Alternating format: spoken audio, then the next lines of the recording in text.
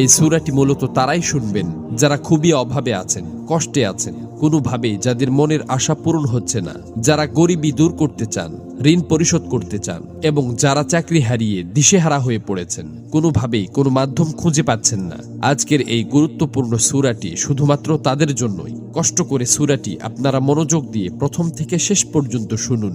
ইনশাআল্লাহ এই সূরাটি শোনার উসিলায় আপনাদের সকল অভাব অনটন গায়েব থেকে দূর হয়ে যাবে, সকল ঋণ পরিশোধের ব্যবস্থা হয়ে যাবে, মনের সকল অপূর্ণ আশা আকাঙ্ক্ষাগুলো পূরণ হয়ে যাবে। আপনি যা চাইবেন সাথে সাথে তাই কবুল হবে ইনশাআল্লাহ। প্রিয় বন্ধুরা, আল্লাহ পাক চাইলে সবকিছুই সম্ভব। এজন্য আল্লাহ তাআলার কোরআন মাজিদের সর্বশ্রেষ্ঠ এই সূরাটি শুনতে শুনতে আপনার মনের সকল নিয়ত, মনোবাসনা ও জীবনের সকল চাওয়াগুলো আল্লাহ তাআলার কাছে মনে মনে দোয়ার মাধ্যমে তুলে ধরবেন। আল্লাহ চান তো মুহূর্তেই আপনার জীবনটা পরিবর্তন হয়ে যাবে। প্রিয় বন্ধুরা, জীবনে তো অনেক প্রচেষ্টাই করেছেন, একবার না হয় কোরআন মাজিদের এই সূরাটির উপর বিশ্বাস রেখে প্রথম থেকে শেষ পর্যন্ত শুনলেন। এই সূরাটি শোনার পর আপনি নিজেই বাধ্য হবেন আমার জন্য দোয়া করতে। এই সূরাটি এখন পর্যন্ত লক্ষ লক্ষ কোটি কোটি মানুষ শুনেছে এবং সকলের ভাগ্য অলৌকিকভাবে পরিবর্তন হয়ে গেছে। আমার কথা বিশ্বাস হচ্ছে না? তাহলে সূরাটি একবার শুনেই দেখুন।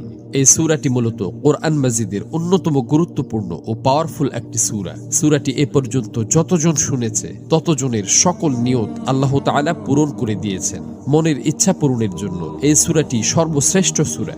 আমি শুধু মুখেই বলছি না, সূরাটি শোনার পর আপনারা নিজেরাই প্রমাণ দেখতে পাবেন।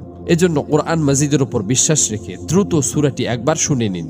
ইনশাআল্লাহ সাথে সাথেই রেজাল্ট পাবেন।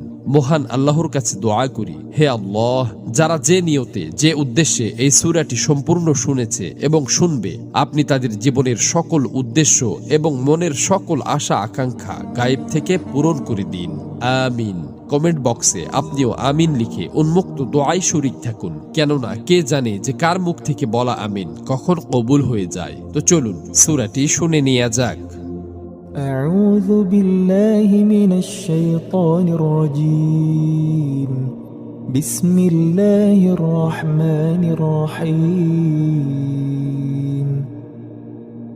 يا أيها الذين آمنوا أوفوا بالعقود أحلت لكم بهيمة الأنعام إلا ما يتلى عليكم غير محل الصيد وأنتم حرم إن الله يحكم ما يريد يا أيها الذين آمنوا لا تحلوا شعائر